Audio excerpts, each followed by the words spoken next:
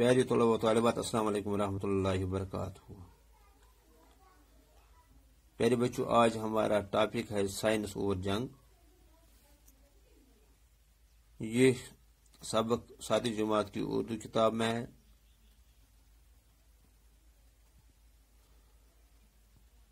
Science और जंग। पहले जमाने में जंग में मुखालिफ फौजों की जिस्मानी ताकत और फुर्ती का मुकाबला होता था। तो प्यारे बच्चों, मुसन्निफ कहता है कि पहले जमाने में यानी पुराने जमाने में जिस वक्त साइंस ने तरक्की नहीं की थी, तो जंग में मुखालिफ फौजों की जिस्मानी ताकत और फुर्ती का मुकाबला होता था। यानी फौजी जितने ताकतवर जिस्मानी तौर पर ताकतवर होते थे और वो कितना अपनी फुर्ती का इजहार करते। तो जंगों में फौजियों की जिस्मानी ताकत और फुर्ती का मुकाबला होता था। उनके हथियार भी पुराने तर्ज के और सीधे साधे होते थे। यानी उनके जंग में इस्तेमाल होने वाले जो हथियार थे वो पुराने तर्ज के थे और वो सीधे साधे थे। जिस तरह हम आज देखते हैं, बंदूकें देखते हैं, तोपें देखते हैं, मिसाइल देखते हैं, तो उस वक्त ऐसे हथियार नहीं थे। जीत उसकी होती थी जिसकी फौज तादाद और ताकत में बेहतर होती और हथियारों का इस्तेमाल करने की मशक में ज्यादा माहिर होती। तो उस जमाने में जीत उस फौज की होती थी जिसकी तादाद ज्यादा होती थी और ताकत में बेहतर होती थी और जो हथियारों का इस्तेमाल करने की मशक में ज्यादा माहिर होती। जो फौज हथियारों को माहिराना तौर पर इस्तेमाल करती थी। लेकिन आज की जंग जिस्मानी ताकत और बहादुरी से नहीं जीती जाती, बल्कि साइंस की ईजाद किए हुए हथियारों पर मुनहसर है। लेकिन आज के दौर में जो जंगें लड़ी जाती हैं,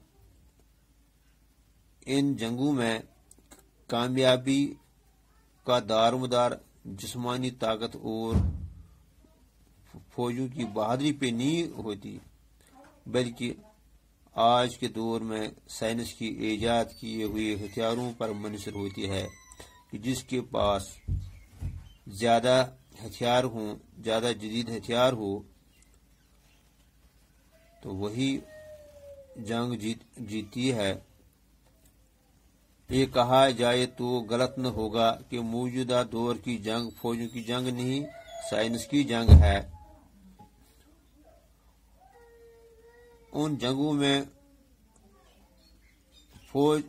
जंगों को फौज की जंग नहीं बल्कि साइंस की जंग। मुल्क के पास ज्यादा मुहल्लिक हथियार हैं, वो दूसरे को शिकस्त दे सकता है।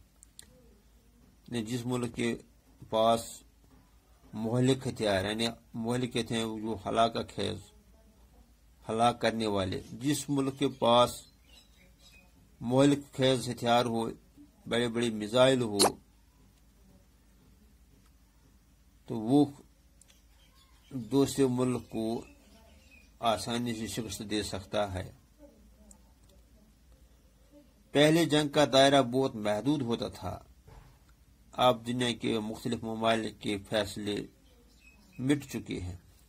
पुराने जमाने में जब फौजों के दरमियान दो लड़ाइयाँ होती थी, तलवारों या बंदूकों की लड़ाइयाँ होती थी, तो इस वक्त जंग का जो दायरा था वो बहुत महदूद रहता था। वो सिर्फ जंग के मैदान तक महदूद रहता था, जहां दो फौजें आपस में आमने सामने हो।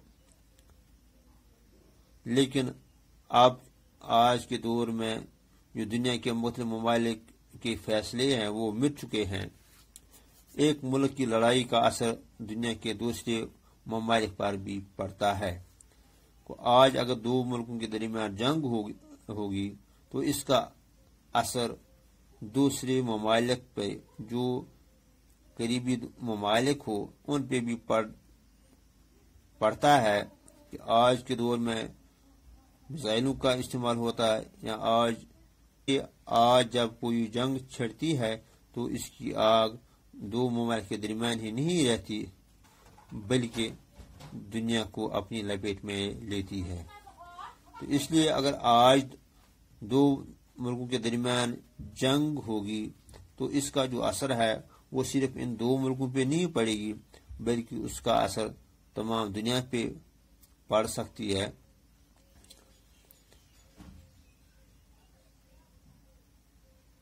اب جنگ کے مورچے صرف میدان میں نہیں بلکہ ہوا اور پانی میں بھی قائم ہیں۔ پرانے زمانے میں جو جنگیں لڑی جاتی تھی وہ صرف میدانوں میں لڑی جاتی تھی، لیکن آج فضا میں، زمین میں اور سمندروں میں جنگ لڑی جاتی ہے۔ یعنی اب جنگ کا جو میدان ہے اس کا دائرہ وسیع ہو چکا ہے۔ اب ہوا، پانی اور زمین تینوں جنگوں پہ جنگ لڑی جاتی ہے۔ پہلے جنگ کی تباہ کاری اور بربادی میدان جنگ یا مخالف ممالک کی سرحد پر ہوتی تھی، لیکن سائنس کے بنائے ہوئے مہلک ہتھیار بے گناہ عوام کے گھروں، مسجدوں، مندروں، اسکولوں اور اسپتالوں کو بھی اپنی لپیٹ میں لے لیتے ہیں۔ یعنی پرانے زمانے میں جنگ ہوتے تھے وہ تو میدانوں میں لڑی جاتی تھے یا سرحدوں پہ لڑی جاتی تھی، لیکن آج کی جو جنگیں ہیں اس میں